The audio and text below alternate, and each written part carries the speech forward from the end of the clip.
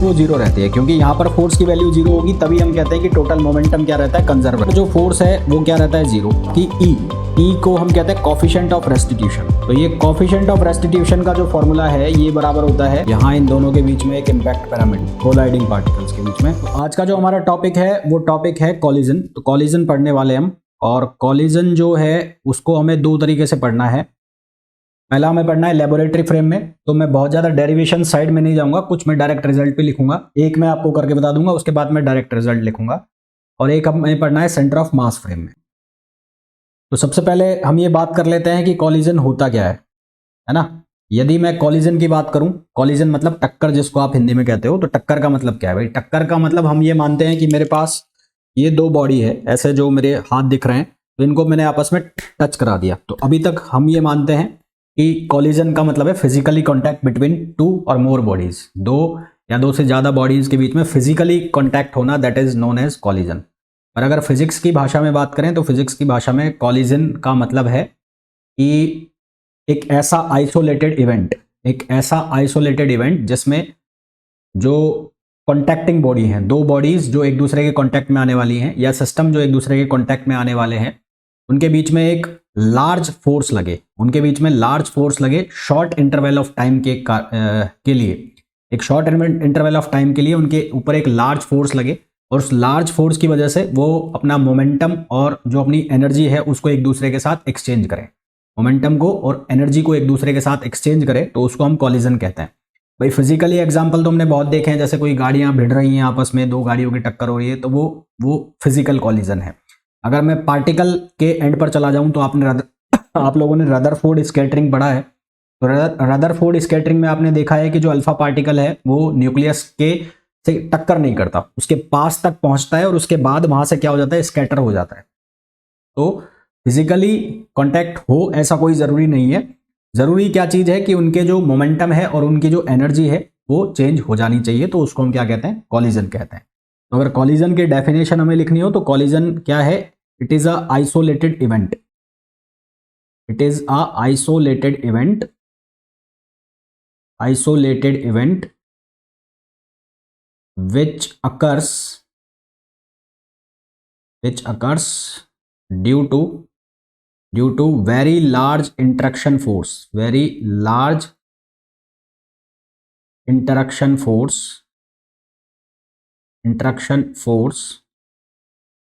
between two systems or bodies, between two systems, between two systems or bodies for a short interval of time, for a short interval of time during which they exchange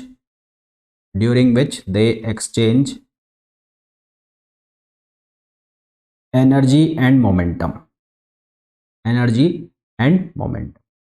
इस दौरान वो क्या करते हैं, energy और momentum को exchange करते हैं, तो उसको हम क्या नाम देते हैं, कॉलिजन नाम देते हैं। तो कुल मिलाकर बात इतनी सी है कि कॉलिजन एक फिजिकली कांटेक्ट हो दो बॉडीज के बीच का, ऐसा कोई जरूरी नहीं है। कुल मिलाकर जो एंड रिजल्ट है उसमें क्या आना चाहिए कि उनकी एनर्जी एक्सचेंज हो जाए और उनका मोमेंटम एक्सचेंज हो जाए। तो कॉलिजन में मेनली तीन स्टेजेस होती हैं, है ना। There are three stages in collision, there are three stages in collision, three stages in collision. तो कॉलिजन के अंदर तीन स्टेजेस होती हैं। एक कौन सी स्टेज होती है, बिफोर कॉलिजन, एक होती है आफ्टर कॉलिजन, और एक होती है ड्यूरिंग कॉलिजन, है ना। एक होती है बिफोर कॉलिजन, एक होती है ड्यूरिंग कॉलिजन, और एक होती है आफ्टर कॉलिजन, आफ्टर कॉलिजन। तो ये तीन स्टेज होती है, जिसमें से ये स्टेज जो है, ये वाली स्टेज बिफोर कॉलिजन और आफ्टर कॉलिजन, यहां पर जो फोर्स की वैल्यू वो जीरो रहती है, क्योंकि यहां पर फोर्स की वैल्यू जीरो होगी तभी हम कहते हैं कि टोटल मोमेंटम क्या रहता है, कंजर्व रहता है। तो यहां पर जो फोर्स है वो क्या रहता है, जीरो। यहां पर भी जो फोर्स है वो क्या रहता है, जीरो। पर यहां पर जो बहुत लार्ज इंटरेक्टिंग फोर्स काम करता है, very large interacting force. Interacting force मतलब उनके बीच के लगने वाला force, interacting force for short interval of time, for short interval of time. तो बहुत कम टाइम पीरियड के लिए बहुत बड़ा फोर्स लगता है, जिसकी वजह से जो एनर्जी और मोमेंटम है वो क्या हो जाते हैं, एक्सचेंज हो जाते हैं। और जो कॉलिजन है उसको हम तीन तरह से डिवाइड करते हैं। तीन तरह से कैसे? एक होती है इलास्टिक कॉलिजन, और इलास्टिक को भी मैं बोलूंगा परफेक्टली इलास्टिक कॉलिजन। एक होती है perfectly elastic collision, perfectly elastic collision, perfectly elastic collision. Perfectly elastic collision का मतलब हो गया ऐसी कॉलिजन जिसमें जो काइनेटिक एनर्जी है, जो काइनेटिक एनर्जी है उसमें किसी भी तरह का लॉस ना हो। जो काइनेटिक एनर्जी कॉलिजन के पहले है वही काइनेटिक एनर्जी कॉलिजन के बाद भी हो, तो ऐसी जो कॉलिजन है उसको हम कहते हैं परफेक्टली इलास्टिक कॉलिजन, है ना।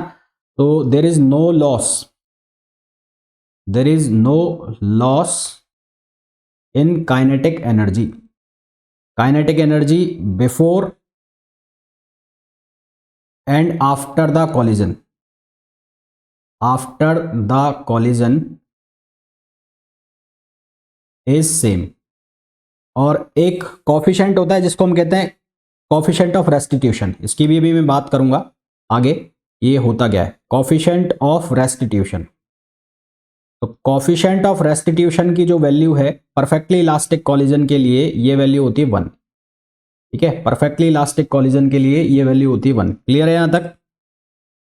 इसके एग्जांपल्स आप दे सकते हो collision between particles, atomic particles, between atomic particles. तो ये जो कॉलिजन है एटॉमिक पार्टिकल्स के बीच की, ये होती है परफेक्टली इलास्टिक कॉलिजन। इसके अलावा जो बाउंसिंग बॉल है, बाउंसिंग बॉल, बाउंसिंग बॉल जो है वो भी एग्जांपल होता है परफेक्टली इलास्टिक कॉलिजन का। तो ये तो बात हो गई किसकी, परफेक्टली इलास्टिक कॉलिजन। फिर एक होती है इलास्टिक कॉलिजन, है ना, दूसरी होती है इलास्टिक कॉलिजन, इलास्टिक, फिर आगे इन इलास्टिक, और एक आएगी परफेक्टली इन इलास्टिक। एक होती है in elastic, in elastic collision. In elastic collision का मतलब क्या है, जिसमें काइनेटिक एनर्जी में लॉस हो, है ना। There is loss, there is a loss in kinetic energy, loss in kinetic energy. तो अगर काइनेटिक एनर्जी में लॉस हो रहा है तो ऐसी जो कॉलिजन होगी उसको हम कहेंगे इन इलास्टिक कॉलिजन। इसके केस में जो ई की वैल्यू है वो 1 से लेकर और कहां तक होगी, 0 तक, 0 से लेकर 1 के बीच में होगी ई की वैल्यू। यहां पर काइनेटिक एनर्जी जो है उसके अंदर लॉस होगा। इसका एग्जांपल होता है जैसे बिलियर्ड्स की जो बॉल है, बिलियर्ड की बॉल है, या दो गाड़ियों के बीच में टक्कर हो रही है ना, तो वो कौन सी एग्जांपल होती है, इन इलास्टिक कॉलिजन की एग्जांपल होती है। फिर आती है हमारे पास कौन सी, perfectly inelastic collision, perfectly inelastic collision. Perfectly collision का मतलब क्या है कि जब कॉलिजन के बाद दोनों बॉडी एक दूसरे के साथ जुड़ जाए, चिपक जाए, है ना, when when two bodies stick together after the collision, after the collision, then it is known as, it is known as, it is known as perfectly inelastic collision, perfectly inelastic collision।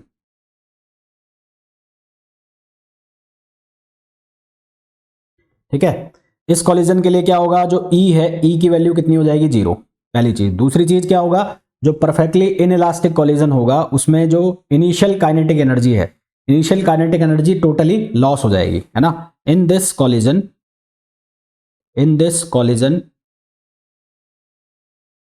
Initially kinetic energy, initial kinetic energy is completely lost,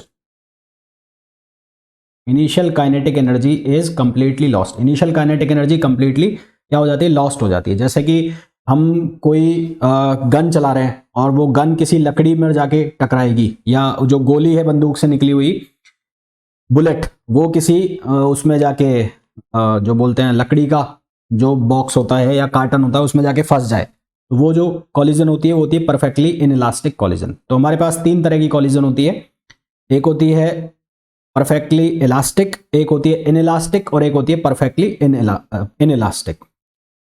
उसके बाद अगर हम बात करें, जो मैंने अभी बात की ई को हम कहते हैं कॉफिशिएंट ऑफ रेस्टिट्यूशन। इसको हम कहते हैं coefficient of restitution, coefficient of restitution. तो ये कॉफिशिएंट ऑफ रेस्टिट्यूशन का जो फॉर्मूला है ये बराबर होता है V2 minus V1 upon U2 minus V2 minus V1 upon U1 minus U2, है ना। V2 minus V1 upon U1 minus V2, यानी कि टक्कर के बाद का सेपरेशन और अपॉन टक्कर के पहले का V2 minus V1 upon U1 minus U2 means velocity after separation, difference between velocity after separation, difference between velocity after separation या आफ्टर कॉलिजन भी लिख सकते हो, और difference before collision, different between velocity before collision, ये before collision. ठीक है, तो ये बेसिक सी चीजें हो गई कि परफेक्ट इनइलास्टिक कॉलिजन क्या होगा, इनइलास्टिक कॉलिजन क्या होगा, परफेक्टली इलास्टिक कॉलिजन क्या होगा, ई की वैल्यू क्या होगी। ये बहुत ही बेसिक सी चीजें हो गई है जो आपने अपनी जूनियर क्लासेस में भी पढ़ी है। अब इसके बाद हम बात कर लेते हैं जो कॉलिजन है वो कितने तरह की होती है। तो हम यहां पर बात करते हैं दो तरह की कॉलिजन, हेड ऑन कॉलिजन और एक हम बात करेंगे ऑब्लिक कॉलिजन, है ना। तो सबसे पहले मैं बात कर रहा हूं head on collision. Types of collision, types of collision. तो टाइप्स ऑफ कॉलिजन में हमारे पास दो तरह की होंगी, एक होगी हेड ऑन कॉलिजन, इसको डायरेक्ट कॉलिजन भी बोलते हैं, डायरेक्ट कॉलिजन, और हेड टू हेड कॉलिजन।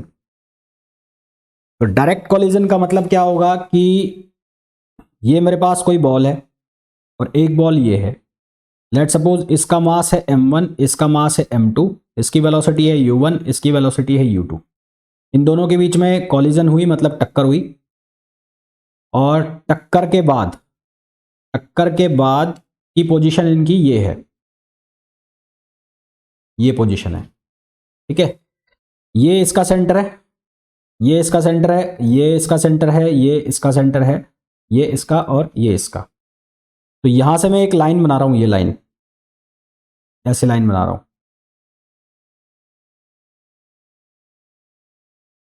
तो ये जो लाइन मैंने बनाई, इस लाइन को बोलते हैं line of collision, line of collision, या ऐसा बोल लो लाइन ऑफ इंपैक्ट, है ना। इस लाइन को क्या बोलते हैं, लाइन ऑफ कॉलिजन, या क्या बोलते हैं, लाइन ऑफ इंपैक्ट। तो जो हेड ऑन कॉलिजन है या डायरेक्ट कॉलिजन है उसमें क्या होता है, जो कोलाइडिंग पार्टिकल्स हैं, जो जिन पार्टिकल्स के बीच में टक्कर हो रही है वो टक्कर के पहले और टक्कर के बाद सेम लाइन ऑफ कॉलिजन पर रहते हैं, है ना, सेम लाइन ऑफ कॉलिजन पर रहते हैं, या फिर आप कह लो कि एक ही डायमेंशन के अंदर रहते हैं। तो ऐसी जो कॉलिजन होती है उसको हम क्या नाम देते हैं, हेड ऑन कॉलिजन और डायरेक्ट कॉलिजन। तो ये है लाइन ऑफ कॉलिजन, तो टक्कर के पहले और टक्कर के बाद ये सेम लाइन के ऊपर है, यहां पर इसकी वेलोसिटी v1 है और यहां पर वेलोसिटी v2 है। तो यहां पर क्या हो रहा है कि before and after collision, after collision colliding particles remain along the same line of collision, along the same line of collision।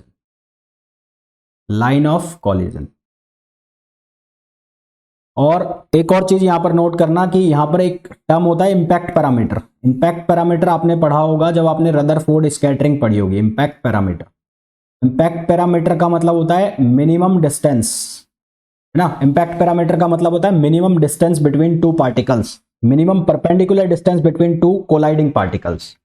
Minimum perpendicular distance between two colliding particles. Two colliding particles जो कि आपको Rutherford scattering में देखने को मिलती है, उसको हम कहते हैं इम्पैक्ट पैरामीटर। तो इम्पैक्ट पैरामीटर इस केस में क्या होता है, जीरो होता है।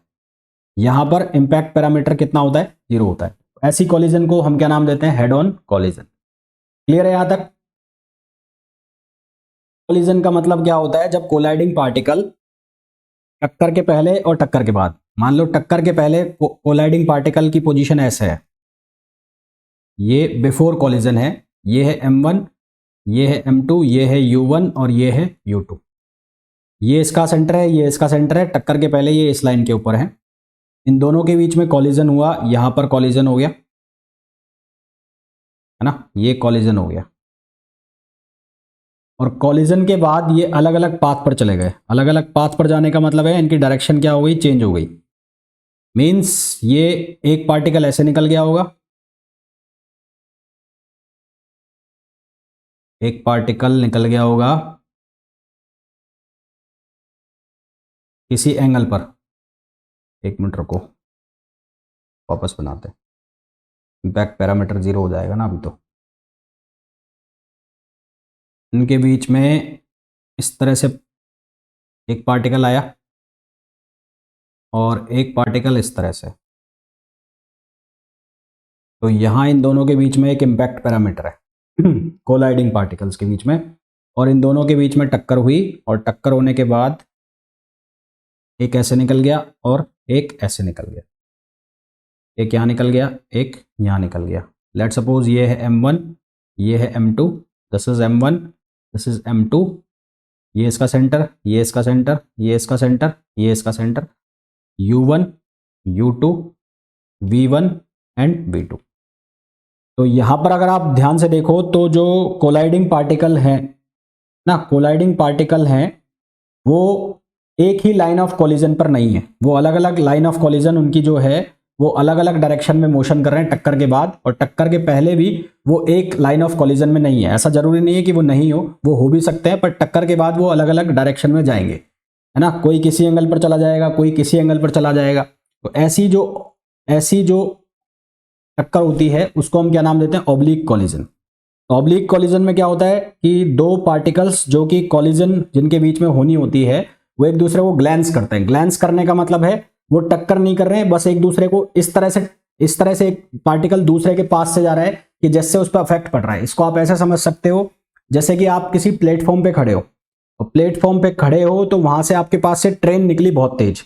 वो ट्रेन जब आपके पास से बहुत तेजी से निकलेगी तो आपके ऊपर फर्क पड़ेगा। फर्क पड़ने का मतलब है कि आप हिलोगे या फिर गिर जाओगे या कुछ भी होगा, मतलब आपके ऊपर इंपैक्ट आया।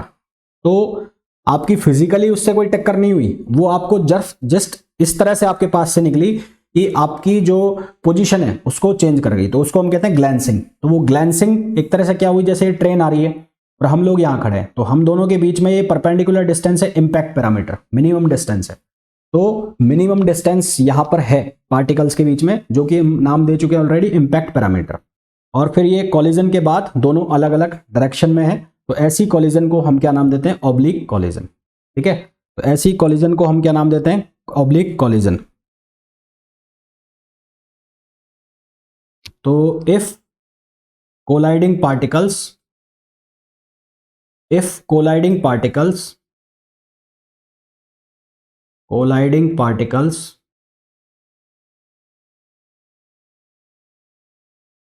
is glancing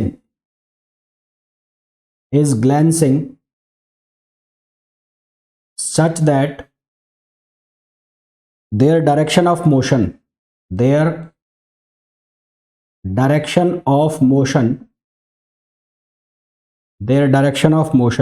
after collision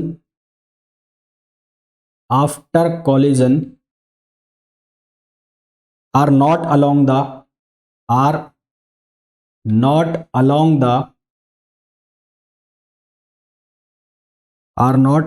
the initial line of motion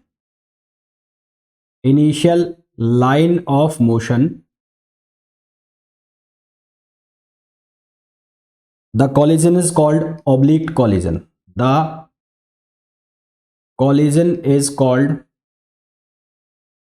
oblique collision. Oblique collision. And if oblique collision, if the oblique collision, the particles before and after collision are in same plane, and if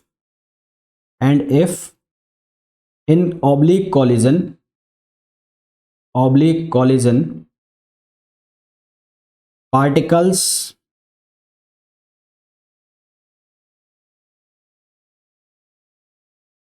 particles before and after remains in same plane,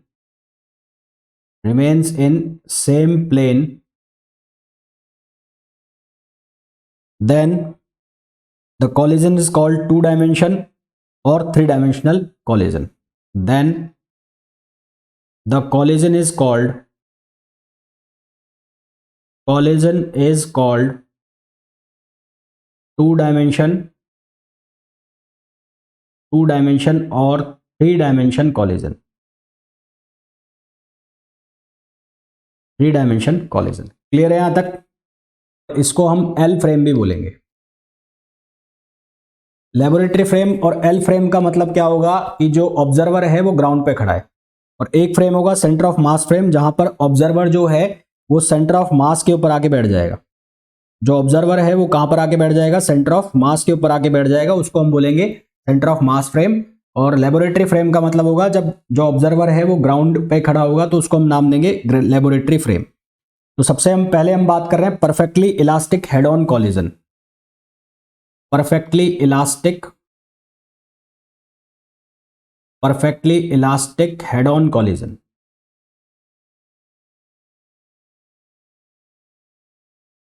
perfectly elastic head on collision, इसकी हम बात कर रहे हैं। Perfectly elastic head on collision में क्या होगा? यहां पर जो पार्टिकल्स हैं, जैसा कि हमने बताया पहले, टक्कर के पहले और टक्कर के बाद भी वो सेम लाइन ऑफ कॉलिजन पर रहेंगे, तो इसका मास m1, इसका मास m2। मैं बहुत ज़्यादा डिटेल में इसका डेरिवेशन में नहीं जाऊंगा क्योंकि उससे हमें कोई मतलब नहीं है, फॉर्मूला हमें आने चाहिए। m2 ये होगा m1, ये होगा m2, इसका वेलोसिटी u1, इसकी वेलोसिटी u2, इसकी वेलोसिटी v1, इसकी वेलोसिटी v2, है ना। तो ये इस तरह से चल रहा है और ये भी इस तरह से चल रहा है। तो जो भी किसी भी तरह की कॉलिजन जो होगी उसमें एक चीज लगेगी, एक लगेगा कंजर्वेशन ऑफ मोमेंटम और एक लगेगा कंजर्वेशन ऑफ एनर्जी। अगर बात होगी इलास्टिक कॉलिजन की तो वहां पर काइनेटिक एनर्जी हमेशा कंजर्व रहेगी परफेक्टली इलास्टिक कॉलिजन में। और अगर हम परफेक्टली इनइलास्टिक की बात करेंगे या इनइलास्टिक कॉलिजन की बात करेंगे तो वहां पर काइनेटिक एनर्जी कंजर्व नहीं होगी, वहां पर टोटल एनर्जी कंजर्व होगी। तो जब हम परफेक्टली इलास्टिक कॉलिजन की बात करेंगे तो यहां पर दो चीजें आपको लगानी है। एक लगानी है conservation of momentum,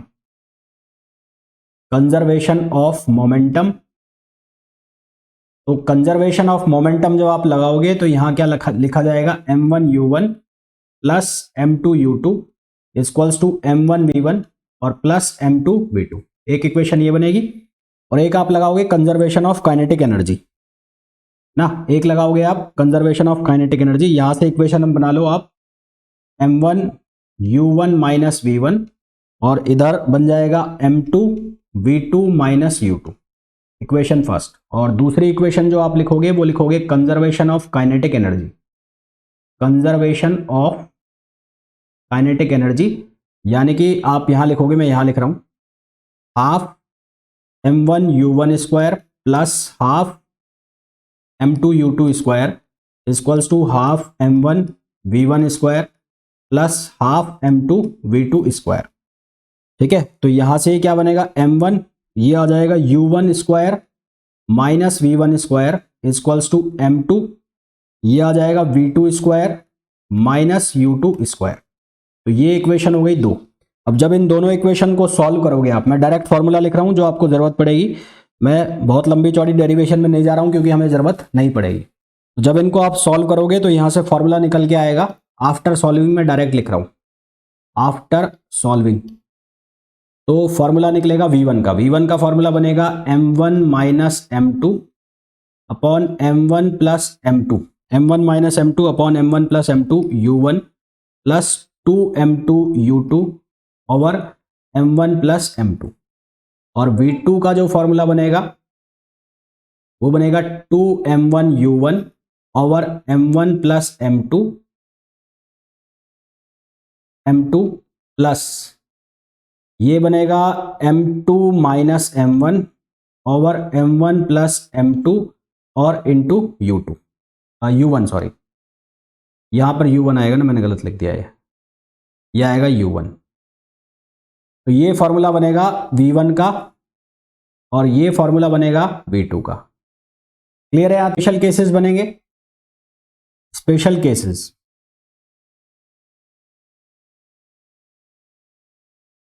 first case मैंने बनाया when m1 equals to m2, जब दोनों मास क्या हो, सेम हो। जब दोनों मास सेम होंगे तो उस केस में जो फॉर्मूला बनेगा वो क्या बनेगा, देखो ये वाला जीरो हो जाएगा, तो यहां से बनेगा v1 equals to u2, v1 equals to u2 और v2 इक्वल्स टू u1। जब दोनों के जो मास सेम होंगे तो यहां से फॉर्मूला बनेगा v1 इक्वल्स टू u2 और v2 इक्वल्स टू u1, ये फॉर्मूला बन जाएगा। इट मीन्स जब दो इक्वल मास की बॉडी एक दूसरे से परफेक्टली इलास्टिक कॉलिजन करेंगी तो वो एक दूसरे से वेलोसिटी एक्सचेंज कर लेंगी, है ना। It means when two identical bodies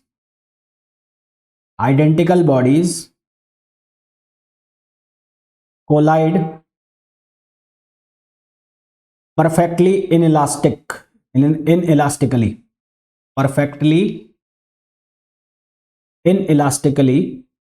elastically sorry, मैं इनइलास्टिकली लिख रहा हूं, perfectly elastically then they exchange their velocity, तो वो अपनी वेलोसिटी को क्या कर लेती हैं, एक्सचेंज कर लेती हैं। क्लियर है यहां तक? इसका एग्जाम्पल हो सकता है 2 बिलियर्ड बॉल्स, एग्जाम्पल हो सकता है कॉलिजन बिटवीन 2 बिलियर्ड बॉल्स,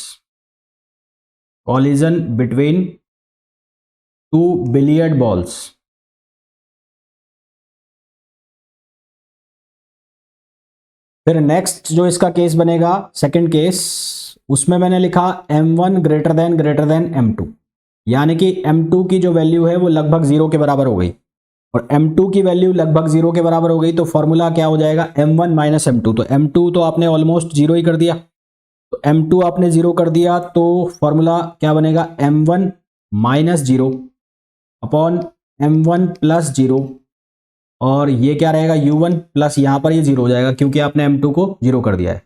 तो यहाँ पर v1 जो है वो किसके बराबर बन जाएगा, u1 के, v1 u1 के बराबर बन गया। और फिर आप जब v2 निकालने बैठोगे तो v2 क्या बन रहा होगा, वो बन रहा होगा 2m1 u1 upon m1 plus यहाँ 0, फिर यहाँ लिखोगे आप m2 माइनस m2 कितना कर दोगे, 0, तो यहां लिखोगे आप 0 minus m1 upon 0 plus m1 और यहां लिखोगे आप u2, है ना। यहां क्या लिखोगे आप, u2। तो इसको जब आप सॉल्व करोगे तो ये m1 से m1 कैंसिल, तो v2 की वैल्यू हो जाएगी 2u1 माइनस u2, तो v2 की वैल्यू क्या हो जाएगी, 2u1 minus u2।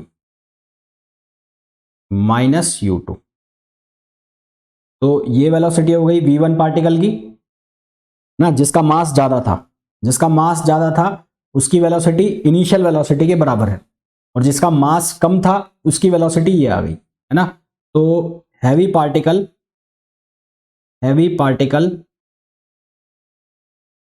Has same velocity, heavy particle की जो वेलोसिटी है वो सेम वेलोसिटी रहेगी, जबकि जो छोटा पार्टिकल है उसकी वेलोसिटी चेंज हो जाएगी। क्लियर है यहां तक? जैसे कि कोई कॉलिजन, एग्जांपल मान सकते हो collision of truck and cycle, example मान सकते हो collision of a truck and cycle. फिर थर्ड केस बना ले हम, थर्ड केस हमने बना लिया m1 less than m2, m1 less than m2 मतलब कोई पार्टिकल है वो जाके एक भारी दीवार से टकरा रहा है, वॉल है ये m2 हो गया और ये m1 हो गया। अब इस केस में जो m1 है वो लगभग किसके बराबर हो गया, 0 के बराबर। तो यहाँ पर m1 को नियर अबाउट किसके बराबर कर दिया, 0 के। m1 0 हो गया तो v1 कितना बनेगा, v1 बनेगा 0 माइनस m2 अपॉन m2 और ये कितना हो जाएगा u1 प्लस यहां पर कितना आना है, यहां पर आना है 2m2u2 है ना, 2m2u2 अपॉन m2।